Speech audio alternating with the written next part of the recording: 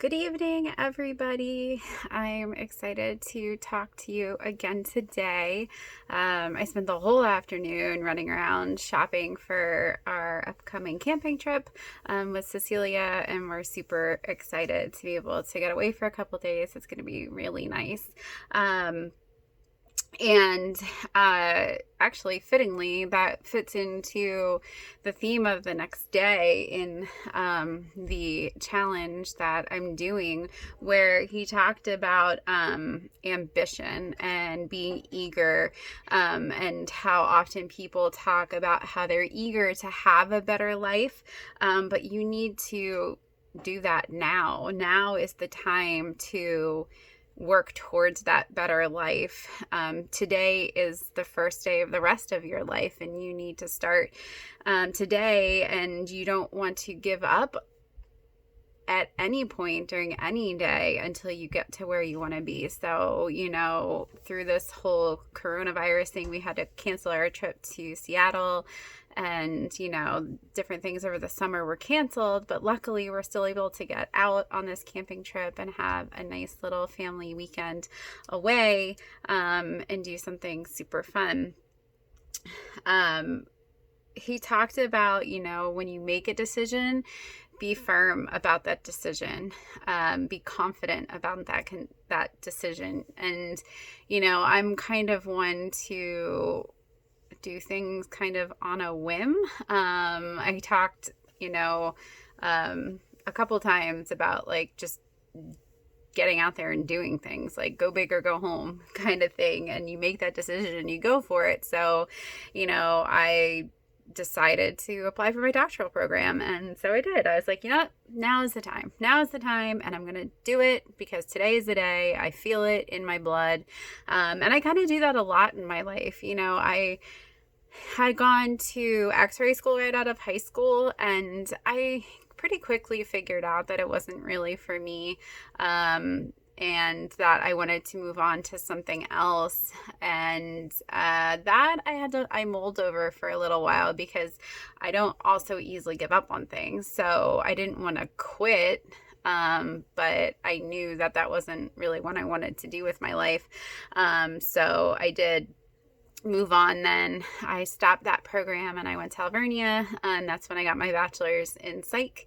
And then, when I got pregnant with Jacob, of course, back then when you were 21, your parents' insurance dropped you, and I didn't have health insurance. So I needed to get health insurance. So my sister worked at the hospital, and so I got a job there as a unit secretary because I needed health insurance. I never thought about really working at a hospital. My grandma always dreamt of me being a nurse, but it wasn't really on my radar because I can't stand when people puke. That was my big to do with not going to nursing school, was I can't stand when people puke. Like, oh my gosh. I remember one time when David got sick, when we first started dating, I literally threw a bucket at him and ran out of the house because the sound of somebody throwing up makes me want to hurl.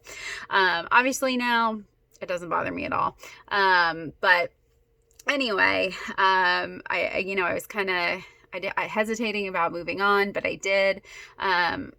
I thought psych sounded interesting, and I did love learning about it, but I didn't love it enough to continue on, because honestly, to make any money in that career field, you really need to have your doctorate. And I just didn't feel like I had the passion for that. I felt like I was still at, the age of 22, trying to figure out who I was and what my passion was. I was a new mom, because I did finish out my bachelor's in psych. I went back to class full time and was still working when Jake was 2 weeks old. And I finished that degree. But working at the hospital, I was so inspired by all of the nurses that I worked with in the surgical ICU that I knew that's what I had to do. I knew that I wanted to be a nurse and that I had to go to nursing school. So I spent an extra 2 years after I finished my bachelor's degree at Alvernia. I took all of my sciences over those 2 years, and then did a 2-year day nursing diploma program through the hospital. So I didn't have to take a lot of the classes, I still had to take some classes, but it was mostly like the clinical rotations. So I graduated from that when Jake was 4. And I started as a new grad in the surgical ICU. And I pretty much immediately went back for my BSN, back to Alvernia again. Got my BSN in a year and a half. I graduated that when I was 9 months pregnant with Cecilia back there.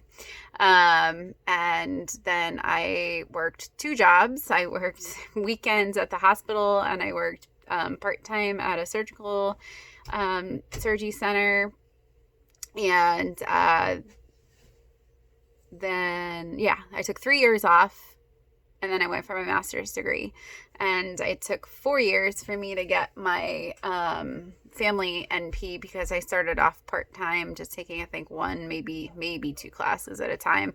And then after that, I plowed through my postmaster's in acute care, and here I am today. So, started all that with a talk about desires and ambitions, and not really knowing what I wanted to be when I was, 18, 19, 20, 22, 24 years old. And here I am today. Who would have thought? Starting my doctoral program in a few weeks. You can't go through your life saying, I will be happy when I just do this or I just do that. You have to find happiness in everything that you're doing. And I feel like every stage of my life has been what it was for a reason.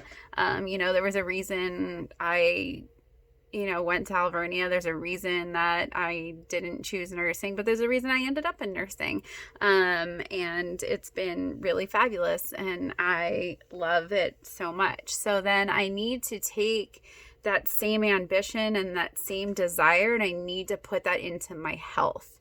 I need to look at my body and look at my health the same way that I look at my career, because I am very driven in my career. I'm very active, not only, working at the bedside, but doing a lot of other things for our team, and doing a lot of things through teaching. I teach 3 different courses at the hospital, not courses, but parts of the courses, and I teach the same parts of the review courses in a group that travels around the Philly area, and then I do teaching through a company that I go around the country teaching.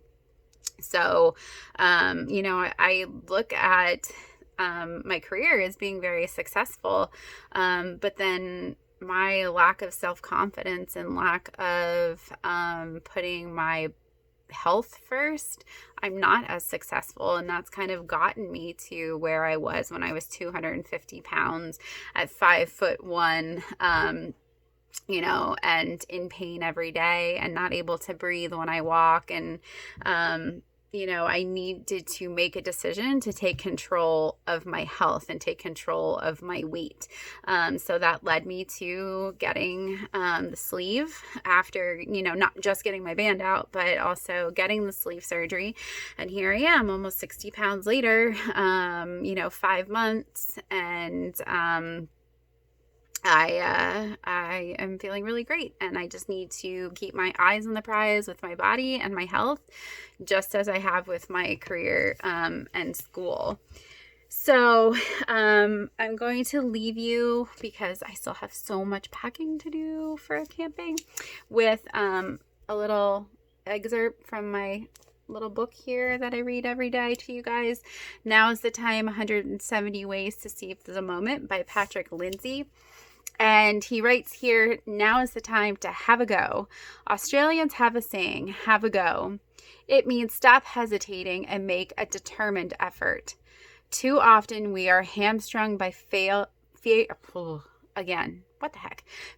of failure, or we hold back waiting for the perfect moment. Sometimes we should just give it our best shot. You'll be proud of your decisiveness. Others will admire your courage.